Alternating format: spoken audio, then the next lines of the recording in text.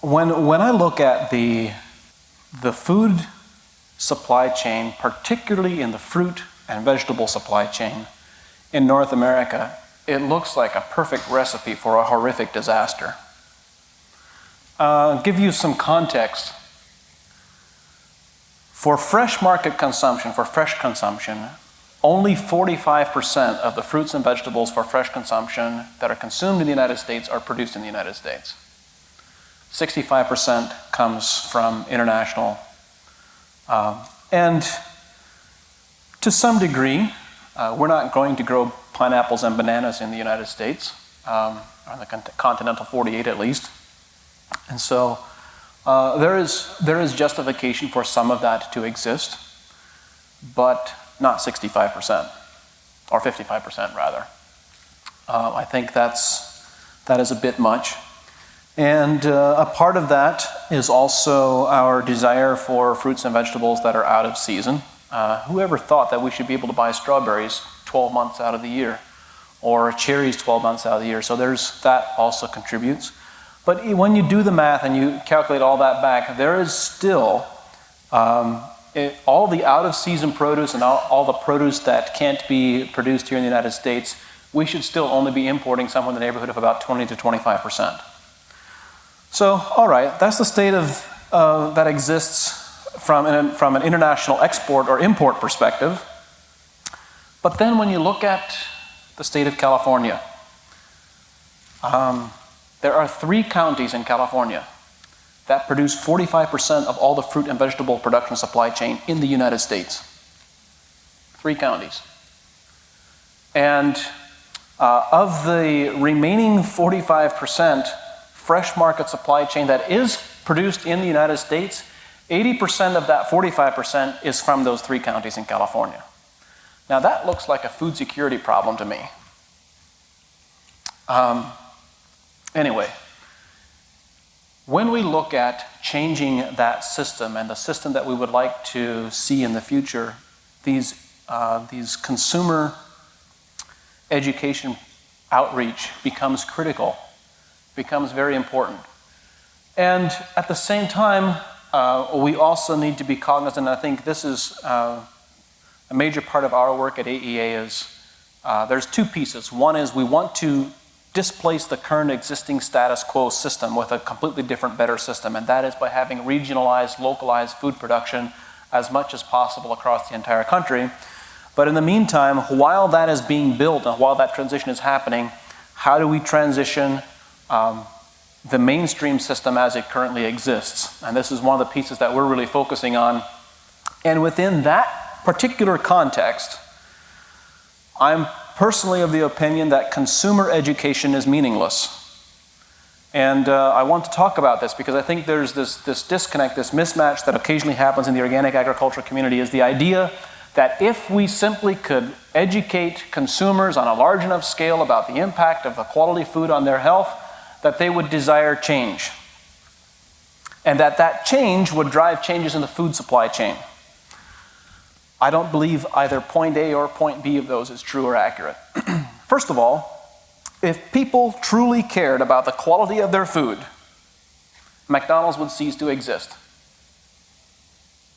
Secondly, I'm of the persuasion that particularly in fruits and vegetables, consumer demand does not drive change. Doesn't. Not on a global or a macro level. Perhaps on a local level, but not on a global level. If consumer demand actually drove change, we would not have strawberries, or we would not have tomatoes that tasted like cardboard and strawberries that resembled something else. The reality is that, particularly in the fruit and vegetable supply chain, on a national level, I believe it is the distributors that dictate terms to both the growers and to the buyers and to the pursuers. It is the distributors that want to have a tomato that can be harvested in California and shipped to New York and sold 3 weeks after it was harvested. They want the shelf life, the shippability, storability. The same is true of strawberries that are harvested green. The same is true of cantaloupes that are harvested green and as hard as a rock. So, from my perspective, it's really the distributors that drive change. And when I say distributors, I'm talking about packers, shippers, processors, etc. All of those middlemen that really care about shippability and storability that really have an impact on our fruit and vegetable supply chain. I'm specifically talking about fruits and vegetables here. So why is this worth bringing up, and why am I talking about it before I dive into the presentation? Because there is an unknown aspect of plant nutrition and plant quality that few people have gotten to experience in the last 7 decades, or even earlier. And that is that when you have really high quality fruits and vegetables, or grain crops as well, you tremendously impact storability and shippability and shelf life to a degree that is not understood or appreciated. So there are, when fruit ages, we can use oranges as an example. This is actually one crop that many people have had this experience with. So many times you buy oranges, and if they survive on the kitchen counter for any length of time, sometimes they'll start molding. You've all seen that. You see mold grow on oranges, and sometimes it happens very quickly within a couple days of buying them and bringing them home. And then sometimes you'll buy citrus and bring them home, put them on the kitchen counter, and they'll stay there for a few weeks if they survive that long. In our family, they seldom did, but it happened occasionally. But instead of starting to mold, they start to dehydrate, and they just dry up. That is the fundamental difference in quality. That's the one crop that we get to actually observe that on, but that can actually happen with all crops across the board. When fruit begins to age, it will go in either one of two directions. Either it will decompose or it will dehydrate. Really high quality fruit that has high quality sugars and high quality proteins dehydrates. Poor quality fruit decomposes. So imagine what our food production system might look like if we actually measured and managed quality for storability and shippability, and we actually had tomatoes that had a really good flavor that could be shipped from California to the East Coast and yet didn't resemble cardboard. That is a possible reality that we can create in the future if we want to. And one crop that I actually have extensive experience with this on is on apples. So as you know, majority of our apple production in the country is in the Pacific Northwest. I think something like 75 or 80% of national apple production happens in the state of Washington. And apples get sold the year round. So the last apples to get sold when the cooler's empty in late summer are being shipped and sold at retail 8 months after they were harvested. And so for the apple producers, they will measure the fruit. They actually run fruit samples. They measure the fruit coming off the tree, they measure the calcium, potassium, the full nutritional profile, and they evaluate which fruit is going to stay in the bin for 8 months based on the nutritional profile. Because they know that the fruit that has the highest calcium content, the highest magnesium content, the highest silicon and boron content, that's the fruit that's going to survive 8 months in the cooler. The fruit that has a low nutritional content is the first fruit that gets shipped. So it's really interesting. It's important for us to understand, if we are in the fruit and vegetable supply chain, what exactly defines marketable yield. Because marketable yield and actual yield on a plant can be two very different things. In the case of apples, an apple tree might set 500 fruit. But before they ever, and this is a common scenario in mainstream apple production. 30 to 40% of the fruit that are set and filled will drop to the ground before they're harvested. So of the remaining 60% that get harvested, they go into the packing facility, and 20% of those often don't qualify for packing, so those get rejected. So now you're down to about 40% of what was on the tree originally, and then they get put into storage. And when they get pulled out of storage a few weeks or a few months later, you might have as much as 30 to 40% of those now being wasted. And the bottom line is, at the end of the day, the apples that actually get sold on the grocery store shelf might represent only 20 to 30% of the apples that were on the tree. The growers that we work with, this is something that they keep very good records of, because obviously this is what spells profitability for them. 98% is what we've been able to achieve. 98% of the apples on the tree make it to the grocery store shelf with nutrition management. These guys don't want to talk about their numbers anymore, but I can do the math. I know that a bin of Honeycrisp is worth $1,000 an acre, or $1,000 a bin in the field, if it can all go to the grocery store. And we've got growers that are producing 150 bins per acre of Honeycrisp apples with a 98% pack out. That's $150,000 an acre crop. That's more than growing marijuana. It really is. There's a tremendous opportunity there in understanding exactly what defines marketable yield and managing nutrition accordingly. Anyway, as has been my style this morning, see, something really interesting happened this morning. I came here and for some reason I had in the back of my mind that I have a 1-hour presentation and I have a 1-hour keynote, only to discover that I have 2 hours. And so I deliberately relaxed. I started telling more stories, and now I'm telling too many stories. Anyway, I've been asked to speak about where are the untapped opportunities? And I guess to some degree I already spoke about one of those, but I want to speak a bit about untapped potential. Because all of us, all of our farming operations, I've become convinced, after doing this work now for 15 years on so many different crops and farms, over and over again, we get to work with farms that are producing the exact same crops in very similar conditions, very similar growing practices, and one of them is making 10 times more take-home pay than the other. It's just over and over and over again because of management practices. And I've come to the conclusion that we put a webinar together. It's now 3 or 4 years old, maybe older than that, where I described what are the differences that we observe between these exceptionally successful farm managers and those that are less successful. And I'm not going to go into detail on that in a moment, but if you're interested in that, you can find that resource. You can listen to it online or by phone, and it's on our podcast as well.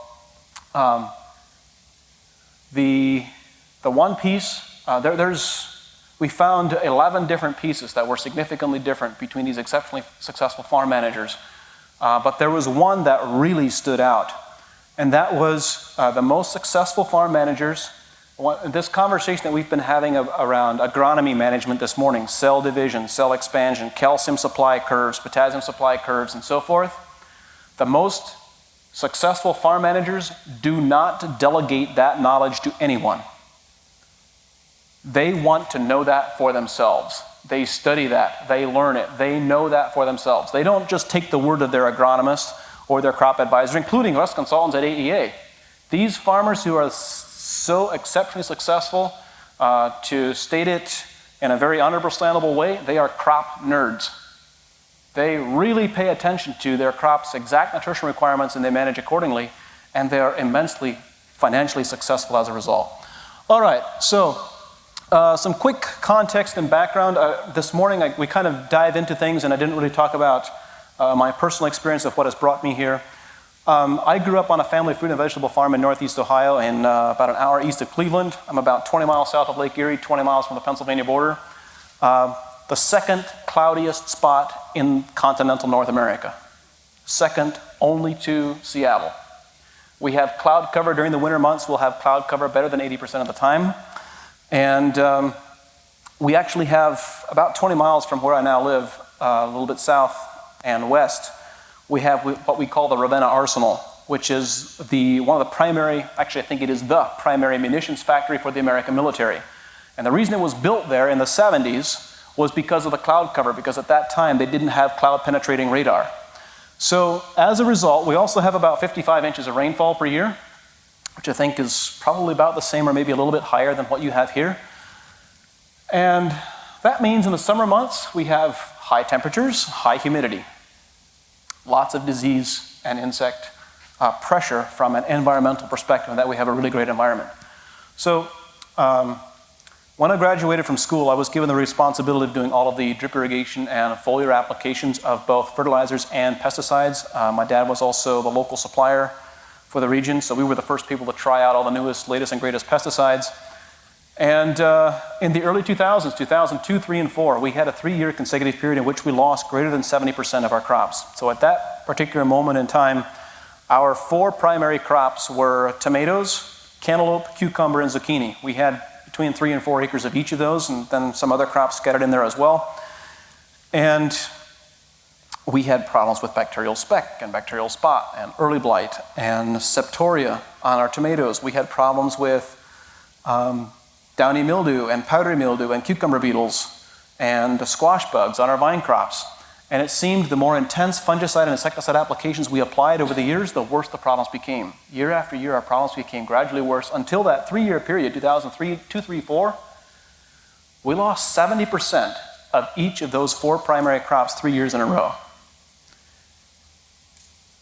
The cherry on top of that sundae was in 2004, we rented a field from a neighboring farm that had been a dairy farm for all of memorable history, probably 40, 50 years prior to that. And it had been in a corn, small grain, alfalfa hay rotation with manure and limestone applied fairly regularly. Minimal pesticide applications. So this field that we rented was a long, narrow strip that was tilled and planted up and down the slope because it was fairly narrow. And it came right up against one of our own fields that was also long and narrow and also being tilled and planted up and down the slope. So now that we were running both fields, we didn't want to continue planting across the slope. The field was a bit wider. It made sense to switch planting by 90-degree angle. So we now started going across the former field border. Of course, the good news is that this field is right out beside the road where everybody can see it driving by. Out beside the road, we planted a crop of cantaloupe, 2 acres of cantaloupe. At harvest time, the soil that we had been growing produce on for the prior decade had 80% of the leaves infected with powdery mildew. And on the new soil, there was no powdery mildew. Not 5% infection or 10% infection. There was 0. You couldn't find powdery mildew in that section of the field. There was this sharp knife line right down the former field border. In fact, it was so pronounced. This wasn't true in all the rows, but in some of the rows, there were plants planted 2 feet apart on 2-foot spacing, and in some of the rows, there were healthy vines growing right in amongst the unhealthy vines. Talk about a 2x4 in the face kind of moment.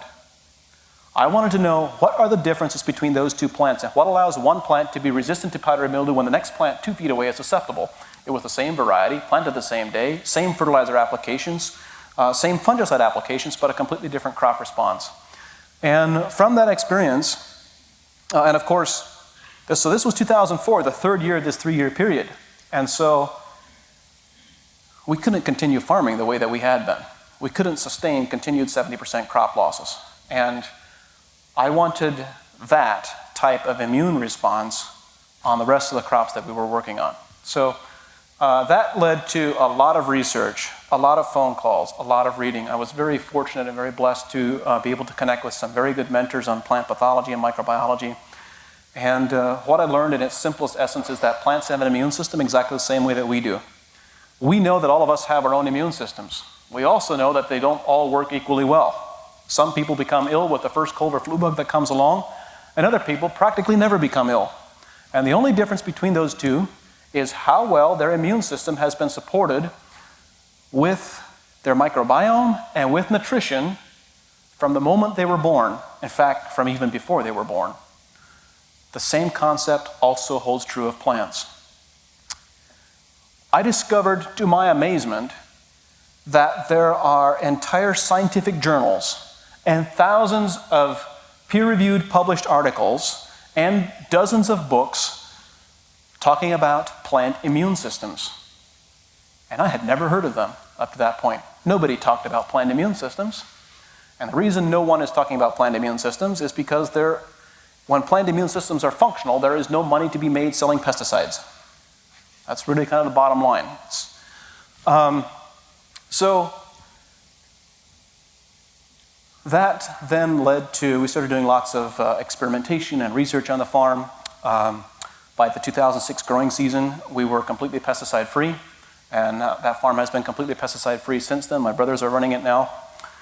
That also then led to the founding of Advancing Eco-Agriculture and some of the work that I've been talking about for the last couple of hours. And it also led to the realization that as we started working with different crops, I've made the comment many times in the past that we don't actually know what really healthy plants even look like anymore, most of us. How many of us have observed a crop that is completely resistant to diseases and insects? Doesn't happen all that often anymore. And the interesting part is that when you start managing nutrition differently and you start managing the microbiome differently, plants will begin expressing themselves in ways that, quite frankly, can be difficult for us to imagine. So here's one example. These were test plots when we were doing product research and development. This was in Middlefield. Anyone want to guess what those are? They're radishes. Was that a guess or did you know? Yeah, those are radishes. They look like beets, but those are radishes. By the way, that is 34 days after planting. 4 weeks after planting. Those are radishes against that dollar bill for scale. The radishes by themselves without the stem, I think, weighed about 10 ounces each. Oops, let's go back up one. This is with the top, weighed almost 12 ounces. So this is 4 weeks after planting. Normally, if you see radishes that size, you would expect them to be hard and woody, right? And have a really strong astringency flavor. But not these radishes. They were sweet and crisp and clear all the way through with no splitting and no cracking. And the only reason I don't show 100 photos of 100 different crops like this is because I don't want to take up that much time. I have photos of pea crops, large fields of peas with leaves the size of my palm, about 4 inches, 4.5 inches in diameter.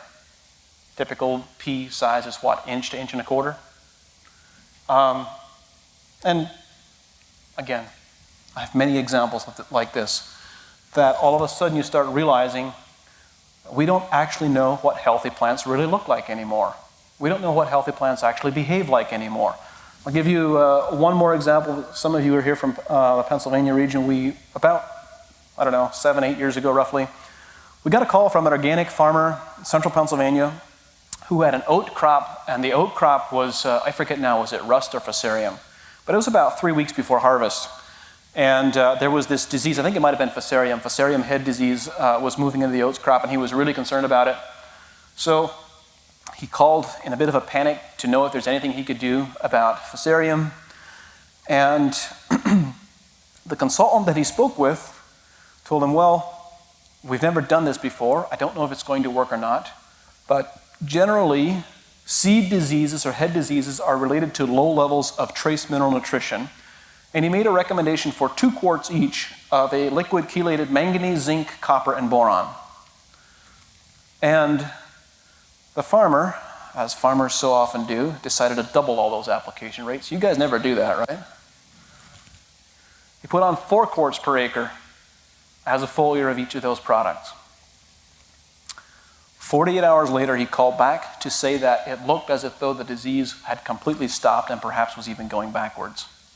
He ended up harvesting a very heavy crop, harvested about 120 bushels per acre of oats. But they sent me some of the oats. 62-pound test weight. You're like, wait, what? Standard is 32-pound test weight. Canadian oats are 45. Here are oats in Pennsylvania at a 62-pound test weight. Who's ever heard of 62-pound test weight oats? I never had. But these plants had, apparently, that was the right nutrition at the right time to produce a really high test weight crop and really high quality and really high food and feed value. So the key point is that regenerative farming systems operate as a cycle. And farming systems and soil and plant ecosystems can run in one of 2 directions. This is a little bit fuzzy here, but if you look at step 1, this is what is common. This is mainstream. You might call this normal, only because normal is common. It's not normal from a plant health perspective. What is normal and common is plants that are photosynthesizing somewhere in the neighborhood of about 15 to 20% of their inherent photosynthetic capacity. That results in step 2, fewer sugars going into the root system. Step 3 is challenged microbial activity in the soil because they don't have enough sugars to serve as a food source. Step 4 is inefficient mineral absorption by the plant because we don't have functional soil biology. Step 5 is pest susceptibility and poor fruit quality as a result. And this is just a self-perpetuating cycle. And that is the exact opposite of this cycle. Here, step 1 is increase photosynthetic volume. So instead of being at 15 to 20%, you might increase to 40% or something like that. Maybe you double the sugar production. That means there's more sugars out to the root system, which means you have accelerated microbial activity in the rhizosphere, which means you have better nutrient absorption from the soil profile, which leads to improved plant health, pest resistance, and exceptional quality. This is also a self-perpetuating cycle. Here's the key point. Both of these systems, I use the word twice, are self-perpetuating. It's like a flywheel that starts moving, and it builds up momentum, and it just starts going faster and faster and faster. Now, the only difference between this degrading cycle and this regenerative cycle is you. You, as the farm manager, make the management decisions to move this overall ecosystem in one direction or the other. So I believe that if we want to have a conversation about a truly long-term, sustainable, and a regenerative agriculture future, then we need to sustain these 7 areas: plant health, soil fertility, animal health, public health, ecological health, community health, and economic health. So what do each of these mean very quickly? I'm going to give you my perspective as a quick overview. I believe that when we have true plant health, actually, let me back up just a step here. About a decade ago, or maybe 15 years ago roughly, the buzzword of the time was sustainable agriculture. Today, the phrase that's having its moment in the sun is regenerative agriculture. I made the point a decade ago that we should consider what it is that we are trying to sustain. We should have no desire to sustain an agriculture ecosystem that is so unhealthy that plants are constantly susceptible to disease and insect pressure, and that we have all of these systemic challenges. We first need to have a conversation about regenerating agriculture ecosystems to a much higher plateau of performance, to a point where plants do have true disease and insect resistance, and we have livestock health, and we have public health. And at that point, and only at that point, can we have a conversation about true sustainability. After all, what is it that we're really trying to sustain? And so the key, though, is I do believe that regeneration, this conversation about regeneration, should define a period of transition. It should be a given period of time where we're transitioning an operation or transitioning our overall agricultural ecosystem, and that we should not be having a conversation. If we are still having a conversation about regenerative agriculture in 20 years from now and 40 years from now, we have failed at regenerating. Once we have a much higher plateau of performance, then we can and should have a conversation about true sustainability. And the reason I'm here today, my personal mission and passion, I've been very blessed and very fortunate to be granted a number of talents and gifts in this area of regenerative agriculture. And my personal goal is to have regenerative agriculture become the standard, become the status quo globally by 2040. That's 18 years from now. And I believe that that is a very realistic and very achievable goal. We're well on the pathway to achieving that goal already. And I'm very excited about that. So, regenerating during this transition period. First, we need to develop true plant health, resistance to diseases and insects, and eliminate the need for pesticides. Next, I already shared these photos. Next, we need to develop self-regenerating soil fertility and reduce or eliminate the need for fertilizers. So, I didn't intend to speak about this in the keynote, but it's a question that has come up several times in breaks of how we use soil testing. And so I'm going to go down this earthworm hole for just a little bit. Actually, there's a webinar on this topic. If you want to look at on our YouTube channel, there's information where we talk about how we use soil testing today. So today, in our consulting work, we use 4 different soil tests. One is called a total digestibility test. or sometimes called a geological or mining assay. And we run this sample just once. You only need to run it once in your farm's history. And that total digestibility test measures all the nutrients that are contained in your total soil profile. So you'll get numbers back like manganese levels might be 900 parts per million. Potassium might be 40,000 parts per million. So you get these really high numbers, and they show you all the nutrients that are locked up in your soil mineral matrix that biology can access over the next 20, 40, 60, 500 years. There's often centuries of supply of different nutrients in your soil profile. And then the second type of test that we run is the test that many of you are familiar with. You might call it the CEC analysis. It's commonly a MELEC3 or an ammonium acetate extraction. And depending on the crop and the ecosystem and what's going on, we'll usually run this test on high-value crops. We do it once every 12 months. On broadacre crops, we do it once every 3 years. And the contrast between these first two types of tests and to look at them is very revealing and very important. I'll give you two quick examples. In the case of manganese, if we pull these two types of samples on a sandy soil in Florida, the total digestible test, the mining assay, will show that the total manganese supply available in the Florida sands is 20 parts per million. If you look at the CEC type test, or the ammonium acetate extraction, or DTPA extraction, it will show that you have manganese supply of 20 parts per million. They're exactly the same. So 100% of the manganese in the sand shows up on that second type of analysis. You go to Nebraska and you run those same two types of analysis. 20 parts per million manganese shows up on the CEC extraction, but on the mining assay you get 800 parts per million. So now you start looking at the crop and you see that the crops are consistently experiencing manganese deficiencies. You need manganese around 40 parts per million on the soil test. So now you have two completely different solutions.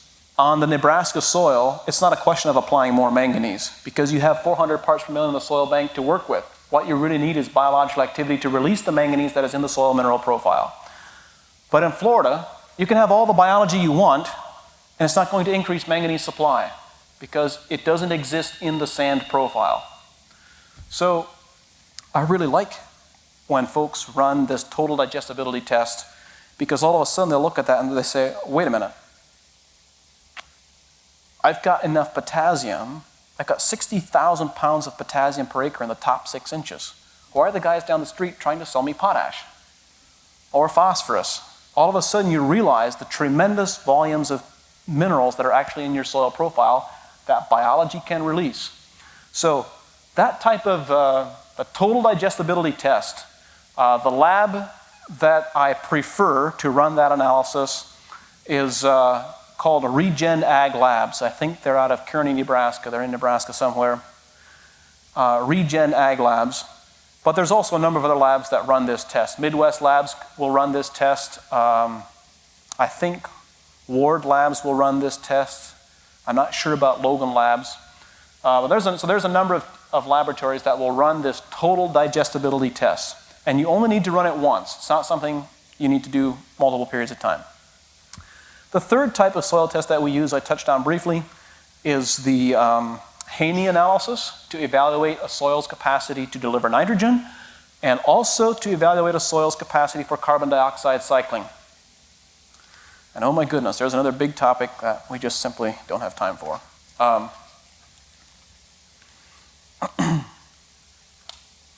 The fourth type of analysis is a microbiome analysis. And the laboratory, we are just gaining experience with this test. We started using it last year.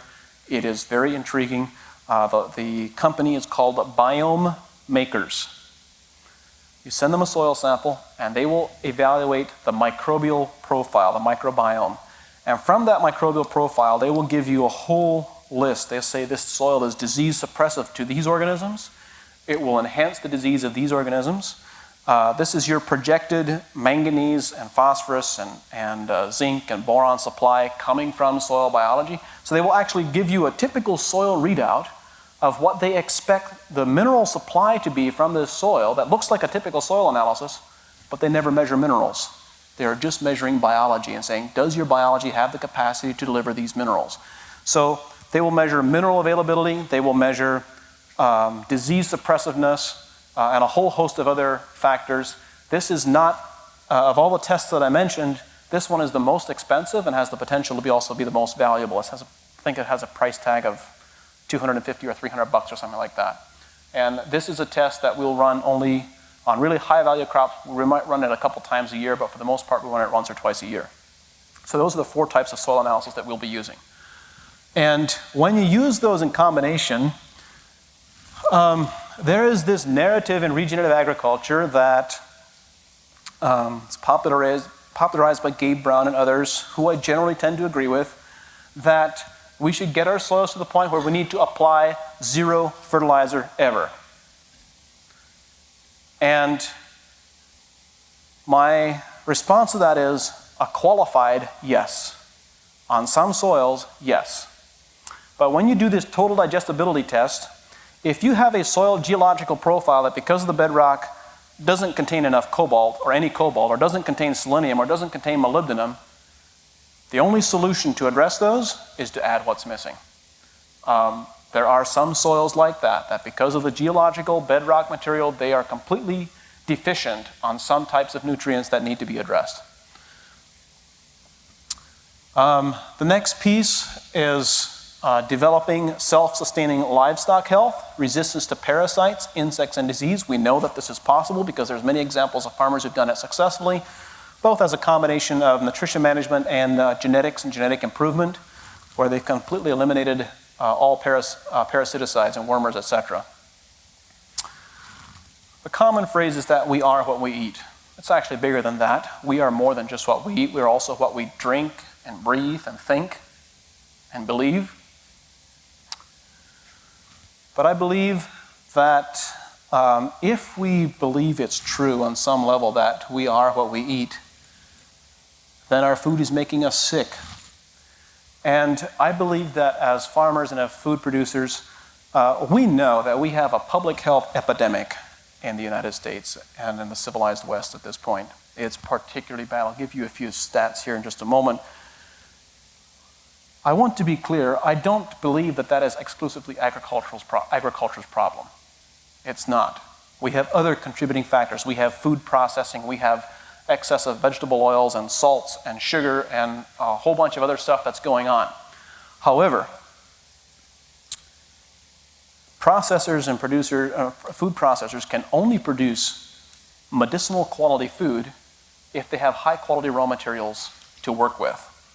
And that is our responsibility as farmers and food producers, is that we can produce food. See, the interesting part is that when you produce plants that have a functional immune system and are resistant to diseases and insects, they will also transfer that immunity to the people who consume that food. And we can have a legitimate conversation about growing food as medicine. That is where we need to be, and that is what our aspirations need to be, is to produce anti-inflammatory food and to really produce food as medicine. So at this moment, 48% of adults in the United States have some type of cardiovascular disease. Why would we consider that to be acceptable state of affairs? 39% of women and 40% of men living today are expected to have cancer in their lifetime. Look at the people on your left, the people on your right. Out of the 3 of you, statistically, 1 of you is going to have cancer in your lifetime. Actually, more than 1. It's pretty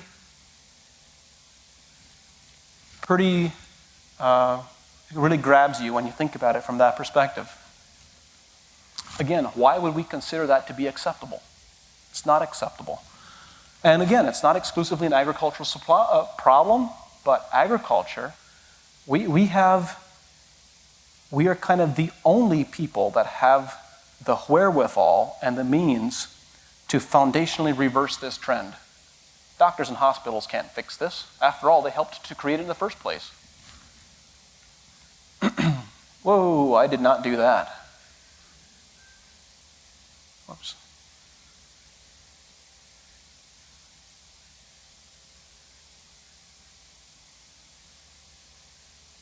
There we go. Here's the fun one.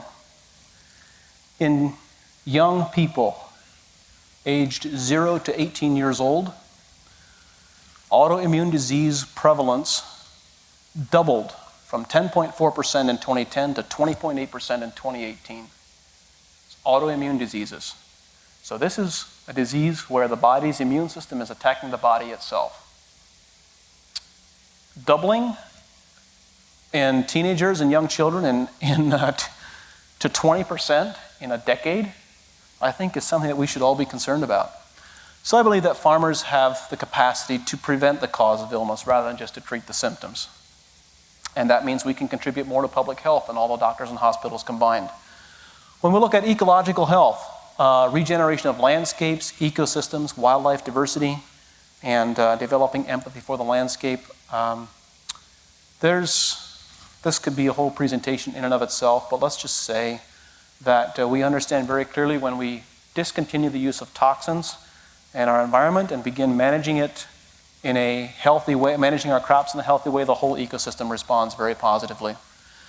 And ultimately, this also needs to lead, if we want to have a conversation about a regenerative agriculture, we need to recognize that this is larger than just agriculture. We need to also have a conversation about regenerating our communities, both regenerating our communities within agriculture, but regenerating our communities in a larger, broader sense as well. And of course, foundational for any of this to happen, none of this can happen unless we first regenerate farm profitability and financial health. So, I personally believe that farmers deserve to be paid more for producing a premium quality product. You guys believe that? You agree with me? All right. Let's look at the flip side of the coin. Do farmers deserve to be paid less for producing junk? After all, that's the reality that we exist in today. Many farmers are producing very poor quality food that is nutritionally compromised, and there's an argument to be made saying, well, they're not being paid for quality. That's a separate conversation I'd love to go into also. But the key is that if we are producing junk, do we deserve to be paid a premium for it? Do we deserve to be paid a sustaining wage for producing junk? And I would contend that perhaps we need to take a closer look at that. So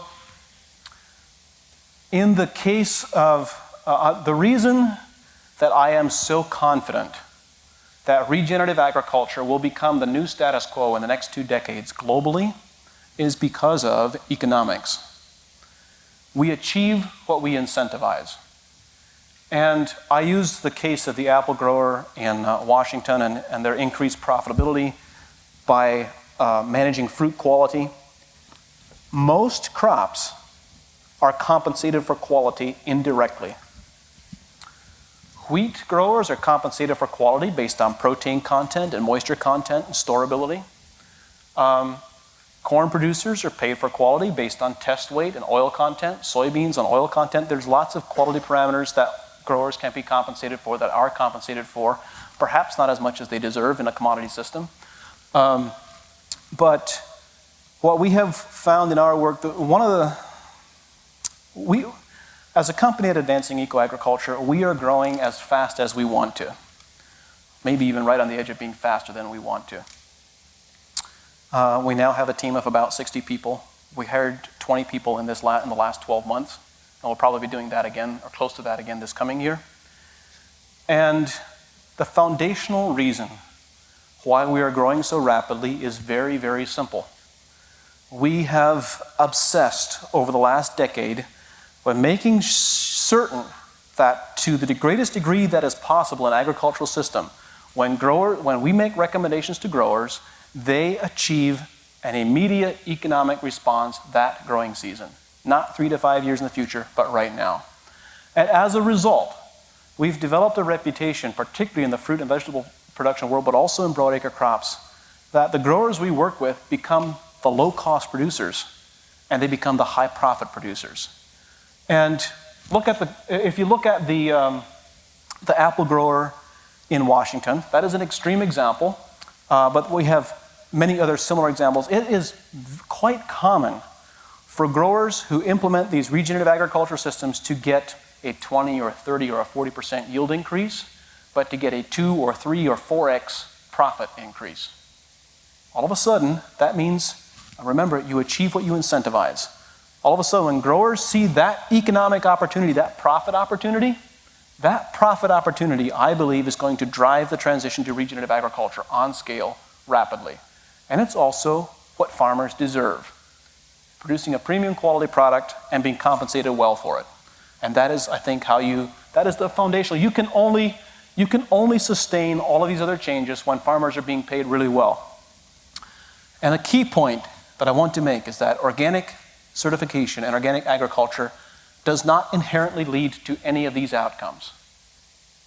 Not necessarily. It may, but it would be by accident or by default, not by intent. I'll give you another quick example. This is on green beans in coastal Washington, Monroe, Washington. Organically certified. This grower is producing about 2,200 acres. There's an interesting story here. This farmer had a contract to produce 4 tons of green beans per acre on 2,200 acres. The processing facility called him in February and said, "We have a problem. We can't find enough organic acres." And they had a prior 4-year history of growing beans for this processor, and their prior 4-year average, their production was always between 4 and 4.5 tons. And they said, "We can't find enough acres, and we really need you to be at least 5.5 tons per acre." And the grower had heard about the work that we had done with other crops in the area, and he didn't know anybody else who could produce those types of results. He called us. We started working with him, so we didn't do any test plots or anything like that on this farm. We just went full in, all 2,200 acres right from the get-go. We had complete disease resistance, no white mold on the crop, which is a significant challenge. I'm once more missing a couple of slides there for some reason. At any rate, if you look at this, so that crop, from a prior average of 4 to 4.5 tons per acre, we did, actually I think I have it on this slide, 10 tons per acre across the entire farm. The first year, right out of the gate. And this was our first significant experience growing green beans on that kind of scale. So that's what is that, a 2.5x yield increase? It's a really big number. And that resulted in an increase, I think, of $1,400 an acre profitability or something like that for that grower. It's a pretty big deal. These are the Honeycrisp apples in Washington that I talked about, producing 150 bins an acre. And if you're not familiar with apple production, that type of coloring is a really big deal. They want to have red apples instead of green apples, and that's often a challenge to produce. This is on cotton in Arizona, 40 to 70% overall yield increase, depending on the variety and the field, using 20% less fertilizer, no pesticides, no insecticides, no PGRs, and 1,490 pounds on the cotton, Pima cotton specifically, versus the county average of 880. This was all year 1. Here's the important point. Each of these results that I've been talking about, the green beans, the apples, the cotton, this is all year 1. This is not a 3-year or 5-year transition period. So the questions that I would invite you to think about, these are very important questions for the future, is how would you desire your farm to grow? How would you desire your farm to evolve and to become a different farming operation? Or you could say to develop. How would you desire your farm to develop in the future? And what do you desire to experience on your farm? And what do you desire your farm to contribute? You answer those 3 questions well, and you'll have a very clear direction for what direction you want to go into the future. So that concludes my thoughts on the potential, the untapped potential of agriculture in the future. There is so much opportunity. There's so much opportunity for all of us. And we can be the low-cost producers. We can be the most profitable producers at almost any scale. Whether it's 1.5 acres or 1,000 acres, these principles can be applied at any scale very, very successfully. So, thank you for listening. I'm not sure how we're doing on time, but I think we'll open it up for a Q&A for whatever remaining time we have left. Yes? So far you've talked about crops primarily, which I think is kind of bulk of your practice is. But what about pasture management? I remember the podcast with Theo Tricker, I think he said that you're thinking that pasture can be more profitable than crops. Yes. And you cited a study by C.J. Fendel, I'm not sure if I got the name Yep. right, 1978, 6,000 Yep. pounds of meat per acre, is that what it was? Yes. Could you elaborate on that? Yeah, so the comment was on pasture productivity and pasture profitability as compared to crop production. So the rule of thumb generally, well, not generally, it's transferable across the board as far as I know, is that if you have land, for every 100 bushels of corn yield potential in the local ecosystem, that is the equivalent of 400 cow days of grazing. So let's say you have 150 bushel yield potential, that's 600 cow days of grazing. If you manage the grass with the same degree of intensity as you would manage a crop. That's not just set stock grazing, that's rotational grazing, and that's managing the agronomy and the fertilization of that forage crop. When you do the math using that equation, it has been in 15 out of the last 17 years, it would have been more profitable for farmers across the Midwest to plant grasses and graze livestock than it would have been to plant and harvest corn, by a significant number. I'm talking about hundreds of dollars per acre more profitability with livestock than with crops. The key is, I'm going to loop in the conversation here about carbon cycling. There's lots of discussion recently about the opportunity of regenerative agriculture to sequester carbon to reverse climate change.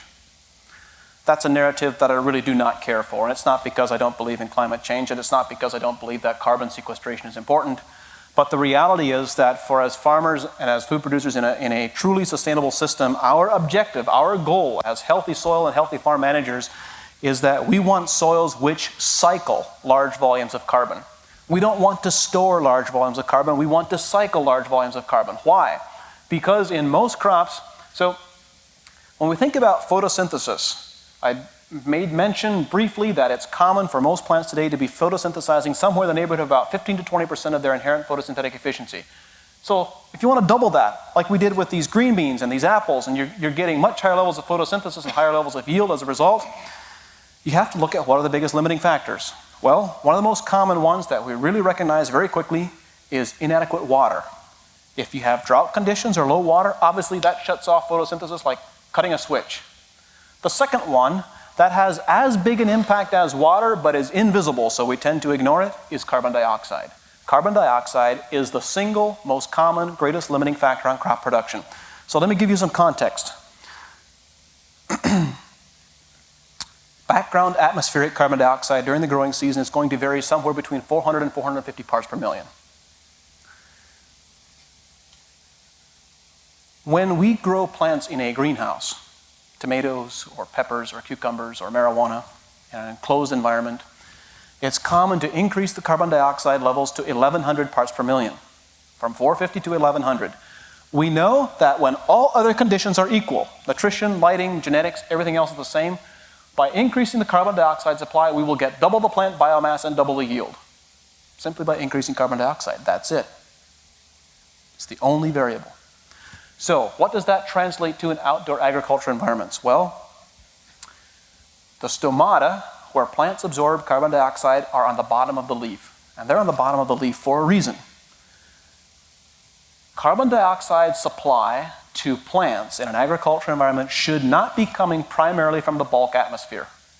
Instead, it is coming from the soil, from microbial respiration. So when you have bacteria in the soil, they will be, as the earth has gas exchange, as air flows down to the soil, at 78% nitrogen and 13% to 15% oxygen and 450 parts per million carbon dioxide, the gas that comes back out of the soil will be 20 to 30,000 parts per million CO2, about 2 to 3%.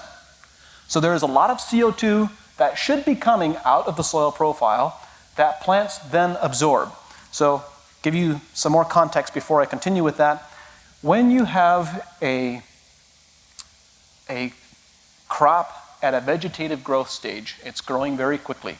Let's say corn on a late June morning, or a pasture with grass that's growing at a vegetative state. Those plants, assuming that there is good sunlight and water and so forth, good growing conditions, they will suck all the carbon dioxide out of the atmosphere by early to mid-morning. On a young growing cornfield, they will deplete that corn crop will deplete carbon dioxide down to about 90 to 100 parts per million by 9 or 10 o'clock in the morning. That means that for the rest of the day, it doesn't matter that you had perfect sunlight and perfect water and perfect growing conditions. The plant is not going to photosynthesize because there isn't enough carbon dioxide. Carbon dioxide at that point becomes the limiting factor to photosynthesis. This is why back in the day, before the widespread use of herbicides, when cultivation was widely used for weed control on corn, farmers would talk about cultivating corn and you get this flush of growth response so fast that you can hear the corn grow at night. We've all heard this story. In fact, you can hear corn grow at night because I've heard it, as have many other people. But the key point is that after that cultivation, you will get 4 to 6 inches of growth per day for a couple of days. Folks used to call that a nitrogen response. Guess what? That's not a nitrogen response. That's a carbon dioxide response. When you cultivate the soil, you introduce oxygen, you kill some of the biology in that soil surface, and there is this flush of rapid release of carbon dioxide. And that is corn growing very rapidly from a carbon dioxide response. Imagine what it would be like if corn grew that way all the time. I'll give you another example that's relevant to this. Don Huber shared the story. He shared it several times. I've heard him talk about this in the late 1970s, 78, 79, or maybe 77, 78 growing seasons. They completed 2 years of what was supposed to be a 3-year project, but then ended up getting cut short after 2 years. Collaboration between Iowa State University, Purdue University, and some university in Illinois, I forget which one it was. Their objective was to see, with the technology available at the time, the genetics available at the time, what were the maximum corn yields that they could achieve. And they collaborated with 11 farms in this 3-state region on a scale of hundreds of acres. These were not small test plots. And they did 450 plus bushels per acre on a scale of hundreds of acres across 11 farms in 1978 and 79. We claim to be moving forward, but are we really? And I asked Don the question, how did you do that? What were you doing, and why are we not replicating that today?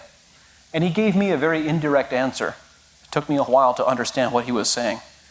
He said, well, I remember very clearly that I could dig into each of those soils using my hand up to my elbow, and that I could use a 1/2-inch re-rod and push it in 30 inches with one hand. So what was Don saying? At first, I thought he might be talking about water supply or nitrogen supply or microbial activity. But what Don was really talking about was carbon dioxide supply. A soil's capacity to deliver carbon dioxide is in direct proportion to the depth of microbial activity. So if you have soil that has microbial activity 6 inches deep from the surface down to the bottom, 6 inches deep, but then that soil is bare on top and it gets exposed to sunlight, so because of soil temperatures, you shut down all microbial activity, let's say in the top 2 inches.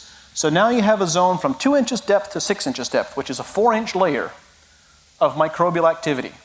So that 4-inch layer, when you have air flowing down in and then carbon dioxide flowing back out, that will result in a relatively small layer of carbon dioxide right on the soil surface that then releases upwards into the atmosphere for plant leaves to capture. Imagine that layer, instead of being 4 inches deep, you now have, let's say, 16 inches depth of microbial activity to release carbon dioxide. You're supplying 4 times more carbon dioxide to the crop. I'll give you one more example. We're working with a tomato greenhouse. Thank you. In Ontario, no point in going on into all the history and the context, but let's just say that they had been working with AEA for about 6 months, and we were not seeing the crop response and the success that we would have expected. And so the consultant who was working with them called in another AEA consultant and said, hey, we need fresh eyes on this. I can't figure out what's going on. We're putting on the foliar sprays. We're correcting the sap analysis, and we still have white flies like crazy. We still have all kinds of insect problems, and I just can't figure out what's going on. So this was over the phone. David Miller from Ohio was on the phone with them. He never went to the greenhouse. He started asking kinds of questions about what they're doing, cultural management practices. And then he started asking about how they're planted in the soil. And this greenhouse was a 30-foot wide bays. They put a solid 30-foot wide sheet of plastic on the soil surface and planted tomatoes into the holes in the plastic. And David said, whoa, whoa, whoa, whoa, whoa, that's your problem. You have a carbon dioxide deficiency. In the middle of the growing season, they ripped out all the plastic of the entire greenhouse, spread straw mulch, and sprayed the mulch with rejuvenate and bacterial inoculants to enhance its decomposition. So as you have the decomposition of this crop residue, that released carbon dioxide. Their white fly problems disappeared in 48 hours after they did that. They no longer had any insect pressure because the crop now had enough carbon dioxide that it could effectively photosynthesize. So,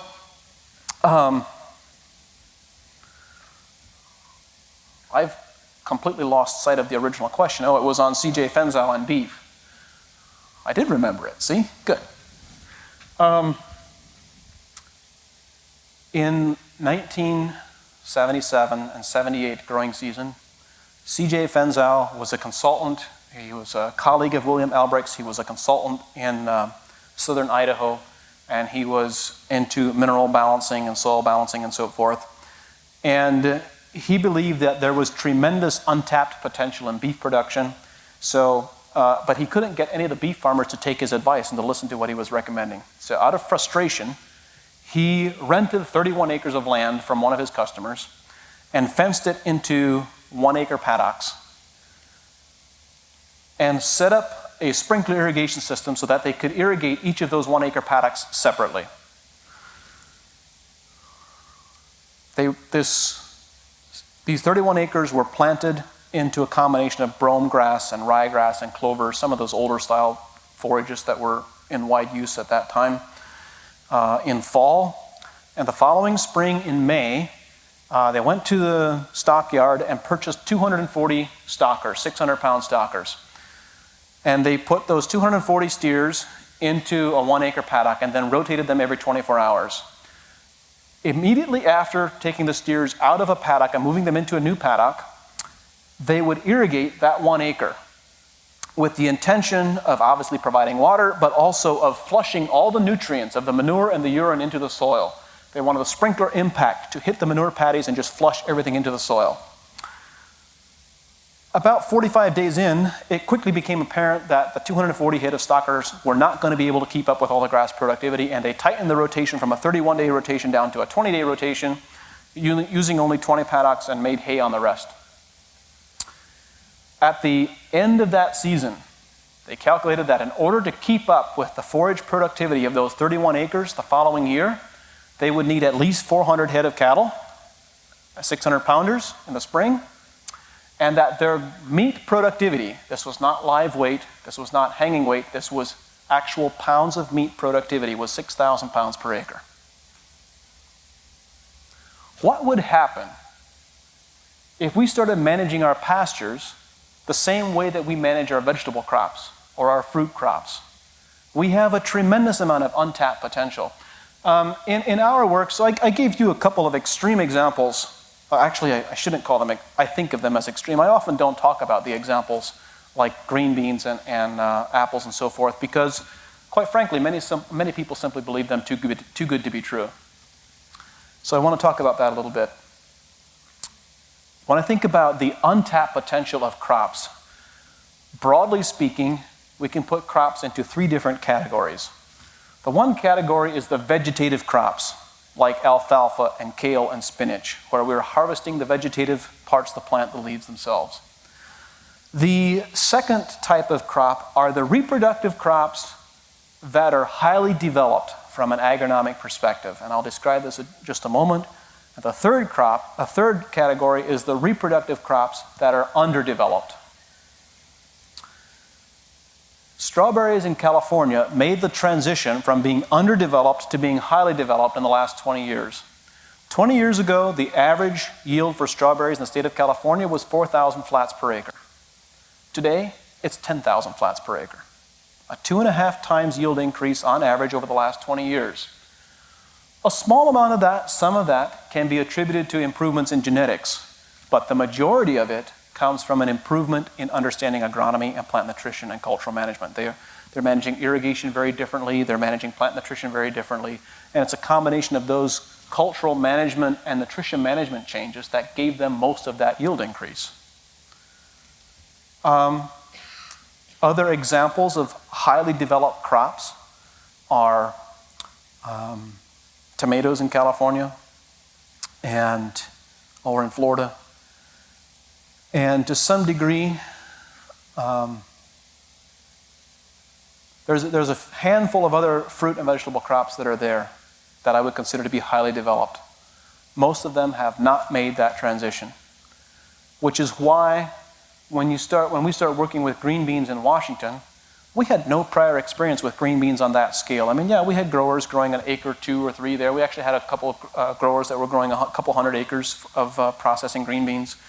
But we'd never done work with green beans before on a multi-thousand acre scale. But because we came in, so with that green bean crop, we started by doing our soil analysis at the beginning. We did sap analysis every 14 days of the growing season. And we changed plant nutrition. We made recommendations on that green bean crop. I should actually talk about that. That green bean crop got 3 foliar applications of nutrients over the course of its, what was it, I think a 6-week or 7-week cycle from planting to harvest. Maybe a bit longer than that, might have been 8 weeks. So we did 3 foliar applications, and we did an application at planting in the furrow. The total cost to the farmer was $140 an acre for all the testing and all the product they applied. $140 an acre for an organic green bean crop. And that resulted in triple the historical yield. Why was that so easy? It's because green beans are an underdeveloped crop. They're not studied. They haven't been obsessed about and deeply studied the way strawberries have in California. So anyway, I'm talking too much. Any other questions? So what you're saying with that is that the grass seed has not been developed? Well, let me put it this way. A vegetative crop, I describe the vegetative crop yield potential as being separate from the reproductive crops. So if you're growing grass, or you're growing alfalfa, or kale, or spinach, the volume of growth that you can achieve is limited only by the photosynthetic capacity. It's not limited by genetics because the plant is not reproducing. So the only question for grass productivity is what is its potential really if you supply optimal sunlight, chlorophyll, water, carbon dioxide? What does that really look like? And those are the pieces too that we need to focus on, that we need to address. Because if you take photosynthetic activity from 10% up to 50%, you get 5 times more sugar production every day. That means on forages, you're going to get 3 to 4x the forage content. I mean, if you go back in history, it's been a while since I looked at this, but back in the 70s, Acres USA was publishing articles on the alfalfa contest, yield contest winners in Pennsylvania producing 14 to 15 tons of alfalfa per acre. And Huber and colleagues were producing 450 plus bushels per acre of corn in the late 70s. And C.J. Fenza had this experience with productivity on beef. The interesting part about all the solutions that I've mentioned and all the people who were experiencing this type of success, the successes were not coming from fertilizer. The successes were not coming from purchased products. They were coming from management practices. And as a result, they were never popularized and they were never commercialized. And so from my perspective, that's why we've gone backwards. Did I see someone with more questions? You have more questions? Yes. So as far as restoring biology to the soil, I'm kind of confused between Christine Jones's... Oh, thank you. Hello? As far as restoring biology to the soil, you can either, from Christine Jones, she kind of talks about planting crops and then that feeding in, and it's like a build it and they will come. Or you have David Johnson with the bioreactor and then applying those microbes or those signals. How do you make sense of that? Like what approach do you take? It's very easy. We do both. So we do both from two perspectives. One is, I'm just going to jump on the soapbox here. I believe that it's critical for us to use microbial inoculants. Fundamentally critical. And quite frankly, I fail to understand the perspective. There are a few very popular microbiologist presenters on the regenerative agriculture circuit who say that we should not be using purchased inoculants, and that makes no sense to me. From the very simple, very practical, very real perspective that when we put them on, we get consistent, strong crop responses. And so some of the arguments that are made is, why would you use a purchased inoculant that contains 1 or 2 or 20 species when the soil microbial profile contains tens of thousands of species? How do you expect a purchased inoculant that contains a few million organisms to be able to effectively establish a population, actually make a difference? Is that even a realistic expectation? So there's lots of challenges put out against the use of microbial inoculants. Have you ever heard of rhizobium? It's the question that I want to ask. Would we even consider planting alfalfa seed or clover seed without inoculating it with rhizobium? It's one species, only one species. We know it successfully establishes a population and creates nodules on legumes, and we know it makes a significant yield difference. Why would that not be the case for mycorrhizal fungi? Why would that not be the case for Azotobacter or any number of other dozen species? And so the bottom line is, over the course of the last 15 years, we are constantly evaluating the economic impacts. When we make recommendations for a grower, how do we laser focus in on using the products and the practices that produce the biggest economic crop response? It's very important for us. And there are 2 applications that, in terms of general category, that are consistently at the top of the chart year after year. The first is microbial inoculants as seed treatments. We have a product we use a lot called BioCoat Gold that we developed.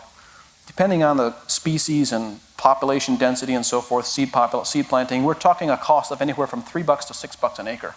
It's inexpensive, and it produces a significant crop response consistently. That is the biggest ROI application that farmers can make. And the second, as a general category that has the biggest economic crop response, is foliar applications of nutrients specifically designed to increase photosynthesis. And then everything else is somewhere below that. And obviously this is individual farm context dependent, but those are the 2 that as a category we find to be the most consistently successful.